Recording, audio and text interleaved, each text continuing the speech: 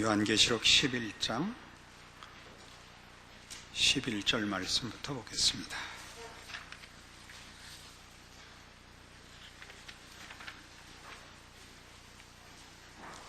요한계시록 11장 11절입니다.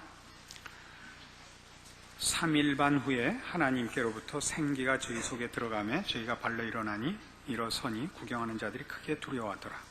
하늘로부터 큰 음성이 있어 이리로 올라오라 함을 저희가 듣고 구름을 타고 하늘로 올라가니 저희 원수들도 구경하더라.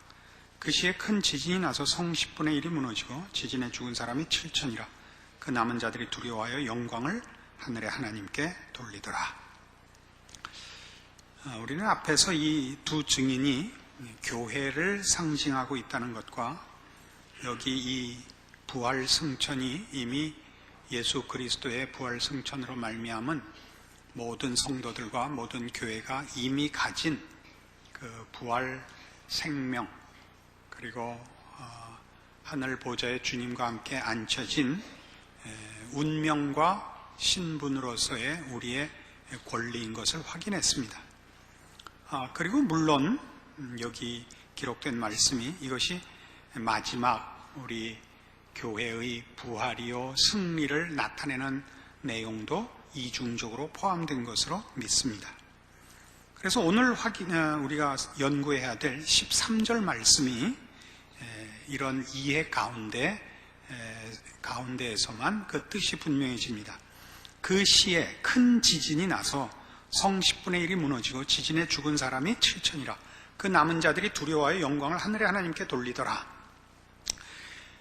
이 남은 자들의 회심에 관한 것이 이제 많은 이 계시록 연구가들에게 있어서 논쟁거리인 것입니다.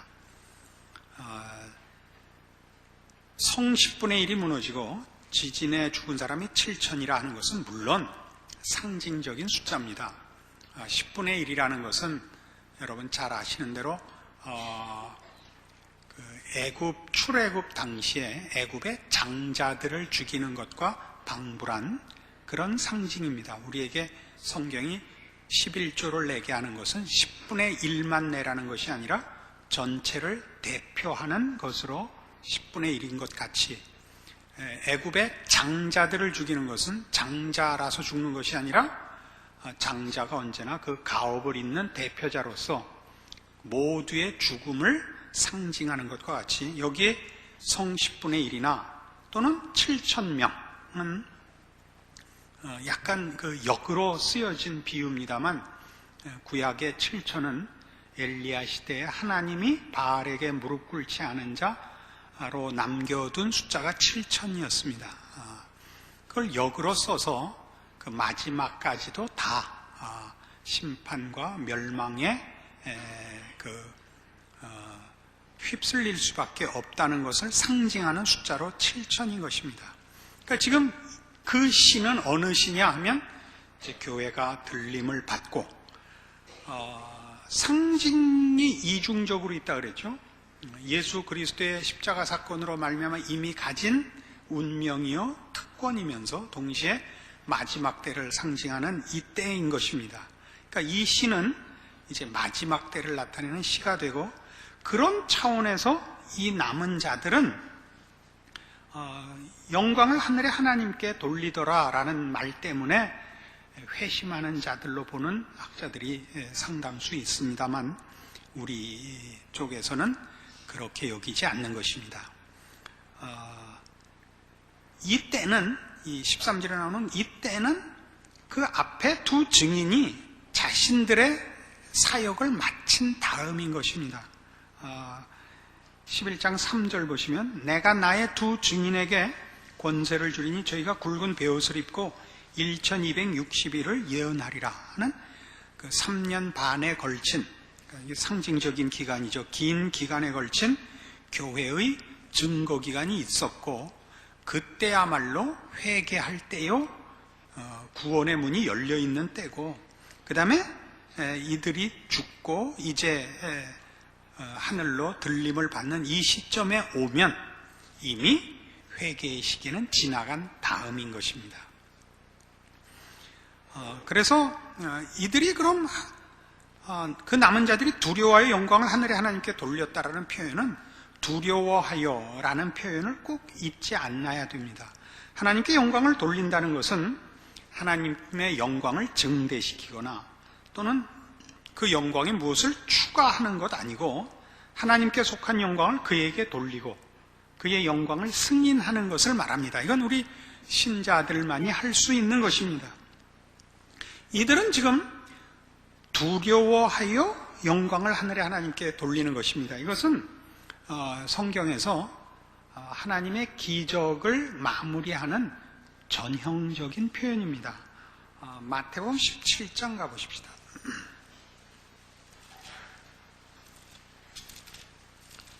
마태복음 17장 변화산 사건인데요.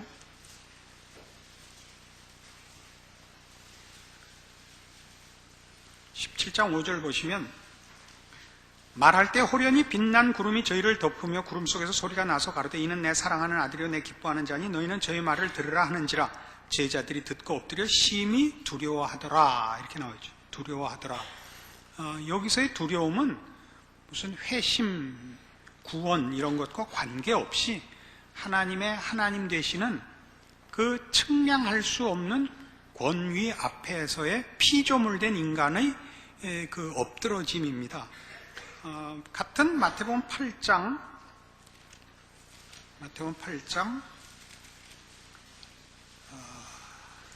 26절부터 보십시다. 이 바다를 잠잠케 하시는 기적입니다.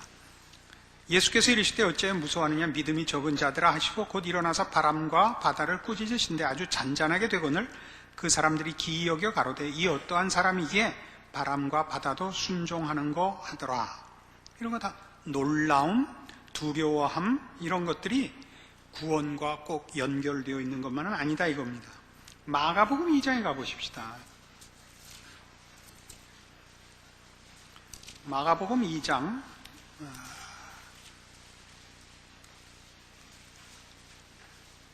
11절부터 보죠. 이거 중풍병자 고치는 사건입니다. 내가 네게 이르노니 일어나 네 상을 가지고 집으로 가라 하시니 그가 일어나 곧 상을 가지고 모든 사람 앞에서 나가거늘 저희가 다 놀라 영광을 하나님께 돌리며 가로되 우리가 이런 일을 도무지 보지 못하였다 하더라.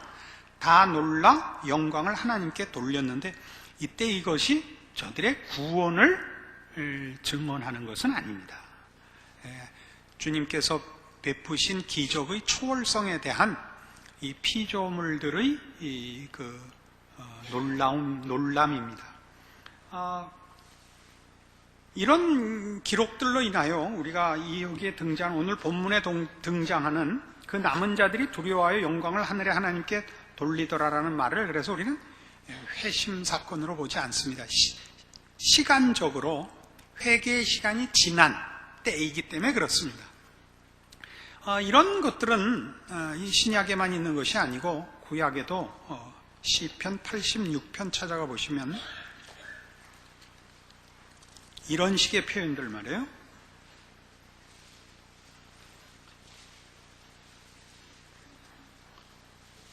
시편 86편 9절 주여 주의 지으신 모든 열방이 와서 주의 앞에 경배하며 주의 이름에 영화를 돌리리이다. 대저주는 광대하사 기사를 행하시오니 주만 하나님이시니이다. 여기서 9절에 있는 열방이 와서 주의 앞에 경배하며 주의 이름에 영화를 돌릴 것입니다 라는 기록들은 1차적으로는 물론 전 세계적으로 허락된 구원으로 인하여 모든 민족 중에서 하나님의 백성들이 구원을 얻고 돌아오고 하는 것을 지시합니다만 또 한 걸음 더 나가면 궁극적으로 하나님의 통치만이 설 것이요 하나님을 대적하던 모든 세력들이 엎드러지고 하나님을 외면하고 반대하던 자들도 결국은 하나님 앞에 무릎을 꿇고 엎드릴 수밖에 없다. 물론 구원으로서가 아니라 심판 앞에 말이죠. 왜냐하면 궁극적으로 하나님이 이 세상을 심판하시고 영원한 하나님 나라를 세우실 것이기 때문에 그렇습니다. 그러니까 이런 지금 오늘 우리가 보는 이런 항복들, 그 남은 자들이 두려워 영광을 하늘의 하나님께 돌리는 이 사건은 출애굽 때의 바로의 항복 같은 것이요 바벨론 왕 느부갓네살이 한 항복 같은 것입니다. 본인들이 하나님을 믿거나 회심한 것은 아니지만 하나님의 하나님 되심을 더 이상 대적할 수 없어 항복하고만 그런 장면들을 연상시키는 것입니다. 이 대목에 대하여 이런 자꾸 증언을 제가 번거롭게 갖다 붙이는 이유는 이 남은 자들이 말하자면 유대인 중에, 이스라엘 백성 중에 남은 자라 하는 식의 그 가르침이 너무 강조되어 있어서 그렇지 않다는 걸 좀 얘기하려고 하는 것입니다. 여기 이 남은 자들은 그러니까 두려워하여 영광을 하늘의 하나님께 돌린 자들입니다. 가롯 유다의 후회가 회개가 아니었던 것 같습니다. 그렇죠? 가롯 유다가 나중에 후회했죠. 그러나 회개하지는 않았습니다. 여기에 이 사람들은 그렇습니다. 그래서 이 그시라는 이제 이 그시가 어느 때냐 하는 것인데, 우리는 앞에 있는 11장 전체의 흐름을 봐서 이 13절에 등장하는 그시에 하는 이 시간은 교회가 그 증언을 마친 마지막 심판 때를 지시하고 있는 줄로 알고, 그래서 여기서 말하는 남은 자들은 다 그런 의미에서 하나님의 은혜를 입지 못한, 구원을 받지 못한 자들을 의미하는 것이라 우리 그렇게 받고 있는 것입니다. 그래서 우린 이 날에 대한 이런 예수님의 가르침을 이제 되새겨야 됩니다. 마태복음 24장, 마태복음 24장 그 날, 그때, 이래서 바로 이 지금 우리가 본 계시록 11장의 그 시와 같은 때를 지시하고 있는 예수님의 직접적인 가르침을 볼 수 있습니다. 마태복음 24장 36절 봅시다. 그러나 그날과 그때는 아무도 모르나니 하늘의 천사들도 아들도 모르고 오직 아버지만 아시느니라. 노아의 때와 같이 인자의 임함도 그러하리라. 홍수전에 노아가 방주에 들어갔던 날까지 사람들이 먹고 마시고 장가들고 시집가고 있으면서 홍수가 나서 죄를 다 멸하기까지 깨닫지 못하였으니 인자의 임함도 이와 같으리라. 그때에 두 사람이 밭에 있으면 하나는 데려감을 당하고 하나는 버려둠을 당할 것이요, 두 여자가 매를 갈고 있으면 하나는 데려감을 당하고 하나는 버려둠을 당할 것이니라. 그러므로 깨어있으라. 어느 날에 너희 주가 임할는지 너희가 알지 못함이니라. 너희도 아는 바니 만일 집주인이 도적이 어느 경점에 올 줄을 알았다면 깨어있어 그 집을 뚫지 못하게 하였으리라. 이러므로 너희도 예비하고 있으라. 생각지 않은 때에 인자가 오리라. 이게 이제 오늘 우리가 본 그 남은 자들이 두려워하여 영광을 하나님께 돌린 그 때입니다. 그리고 그것이 말하자면 예수님께서 마태복음 24장에서 말씀하신 것이 그때는 회개의 시간이 지난 심판만이 남은 때입니다.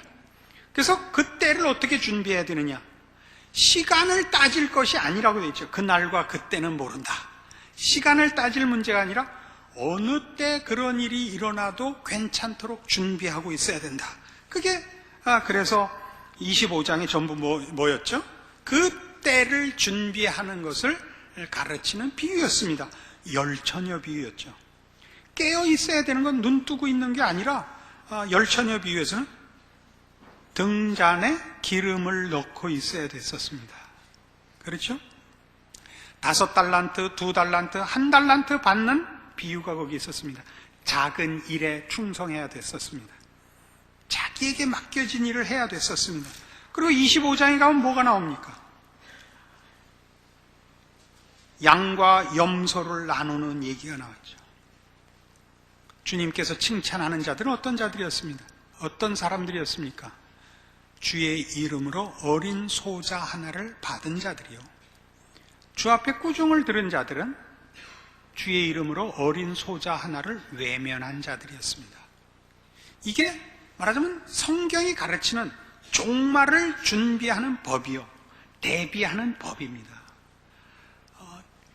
개인적으로나 교회적으로나 우리가 어느 날 어느 시에 주님이 오시는지 무슨 타임 스케줄이 있고 그 때를 알 수 있는 징조들을 따지는 것으로 시간을 준비하도록 되어 있지 않고 어느 때 오시더라도 괜찮도록 준비하도록 되어 있지 않았습니까?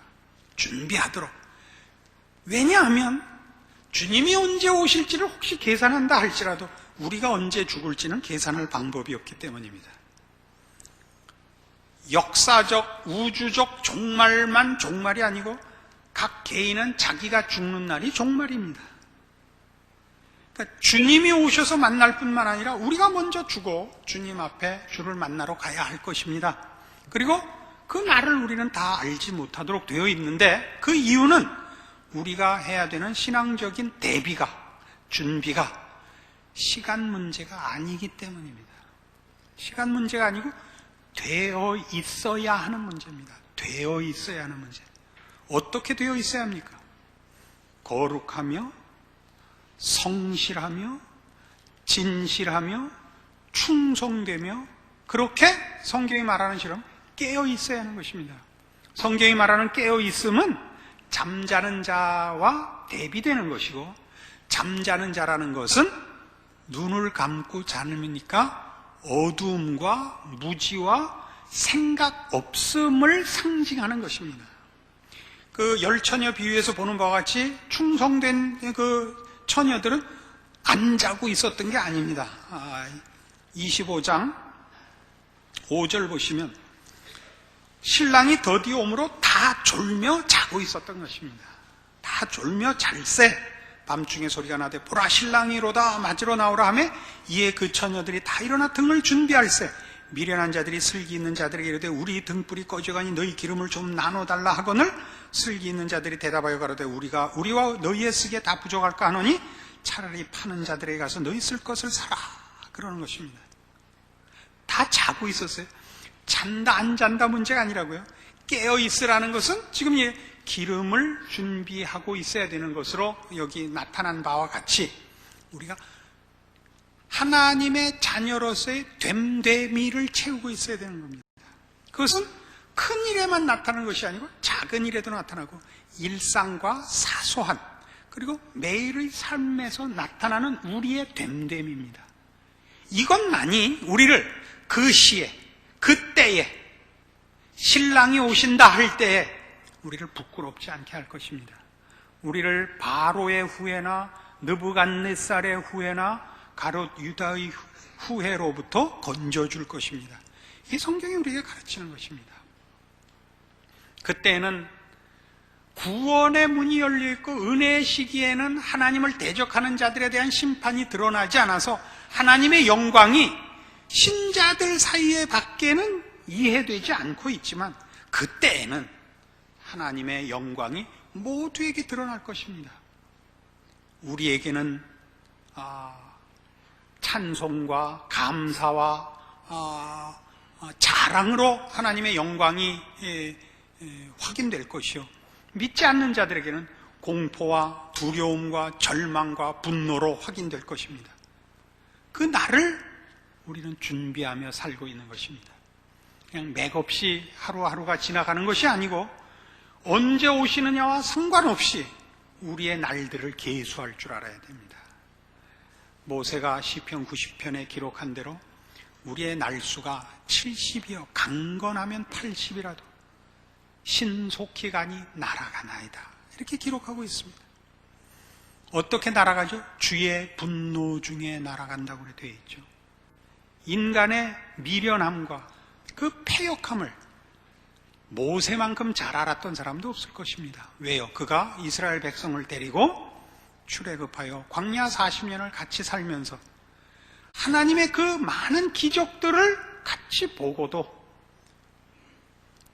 그 늘 충성되지 못하고 흠을 잡고 반역하고 늘 투정하는 그 백성들을 하나님 편에 서서 인도하여 되었으니까 인간의 모습을 아마 모세만큼 처절하게 확인한 사람도 없을 것입니다. 그가 거기서 확인한 것이죠. 우리 날 계수함을 알게 하소서라는 그 유명한 성경 구절을 남기는 것입니다. 우리 모두가 지금 언제 예수님이 오시느냐가 아니라 어느 때, 어느 자리에서도, 어느 모습, 어느 형편에서도 거기 주님이 오시면 내가 주님 앞에 당당할 수 있는가. 이렇게 내일을 살라는 거죠. 그게 종말을 준비하는 신자의 자세다 이겁니다. 1달란트를 맡았으면 어떡하기로 되어 있었죠? 1달란트 남기기로 되어 있는 거죠. 큰 거 맡겨달라 그러지 말자 그랬죠. 어린 소자에게 주의 이름으로 물 한 그릇 준 것, 그게 크죠. 그러나 주님이 무슨 어린 소자의 모습으로 온 건 아닙니다. 어린 소자에게 긍휼의 마음을 동하는 것이 하나님의 백성이 가져야 하는 됨됨이다 이겁니다. 됨됨이. 이해관계와 자랑과 생색을 위하여 존재하지 않고 사랑과 긍휼과 자비와 용서와 오래 참음을 필요한 자에게 베푸는 자로서의 됨됨이가 어떤 형편, 어떤 경우에든지 당연한 반응을 일으키는 자로서 존재하는 것, 사는 것, 이것이 종말을 사는, 종말을 내다보는 신자의 안목이요, 신앙 내용이요, 놓쳐서는 안 되는 원리들인 것입니다. 그렇게 하지 아니하면 후회와 두려움으로 주를 만나게 될 것입니다. 우리야 예수를 믿는 자들이니 후회와 두려움으로야 만나겠습니까마는 고린도전서식으로 얘기를 하자면 부끄러운 구원을 만날 수 있을지는 모릅니다. 부끄러운 구원이라는 표현을 그 성경에 어디 그런 말이 있느냐 하는데 그 고린도전서식으로 얘기하면 불 가운데서 받는 구원과 같으리라 라고 표현되어 있기 때문에 그렇게 얘기합니다. 불 가운데 받는 구원이란 건 불이야. 그래서 속옷바람에 뛰어나온 구원을 말하는 것이거든요. 그러니까 부끄러운 구원이라 이렇게 표현을 해도 무방할 줄로 아는 것입니다. 뭐 그렇다고 오늘부터 가서 다 넥타이 메고 주무시지는 마십시오. 불이야 그래도 넥타이 메고 나오겠다. 그렇게 살지 마시고 제대로 된 신자의 삶을 살아서 계시록이 성경의 한 책이고 우리의 신앙의 마지막 부분, 더 중요한 초점을 위하여 기록된 책인 것이 헛되지 않도록 여러분의 신앙 생활과 신자의 삶의 내용으로서 도움을 받고 경책을 받고 기준이 되고 또 익히고 따라야 하는 말씀이 되기를 바라는 것입니다. 기도하십시다. 하나님 아버지 은혜를 감사합니다. 주께서 다시 오시며 천사장의 나팔소리와 함께 구름 타고 오셔 이제 우리를 영원한 나라로 부르시며 주를 반대하고 우리를 괴롭히던 모든 세력들을 그 발 아래 무릎 꿇리실 텐데 우리 믿는 자들이 그때 주님 뵙기에 부끄러운 모습이 될까봐 오늘 말씀을 빌어 다시 한번 저희들의 신앙을 점검합니다. 후회와 수치와 분노가 저 남은 자들에게 유일하게 남은 벌이 될 것입니다. 그러나 우리는 그렇지 않습니다. 그럼 그렇지 않다고 믿고 이렇게 자신하는 그 선언과 믿음의 실상을 우리 생활 속에서 나타낼 수 있어야 하지 않겠습니까? 우리의 신앙은 입술에 있지 않고 속 생각에 있고 실천에 있게 하여 주시옵소서. 우리가 고백하고 증언하고 믿는다고 선언하는 것들이 우리의 내용이요, 실력이요, 소망이요, 자랑이요, 우리의 특징들이 되게 하사 어느 곳, 어느 때 무슨 모양으로 서 있든지 하나님의 사람의 반응과 자리와 증언과 노릇을 할 수 있도록 주께서 은혜 위에 은혜를 더하여 주시옵소서.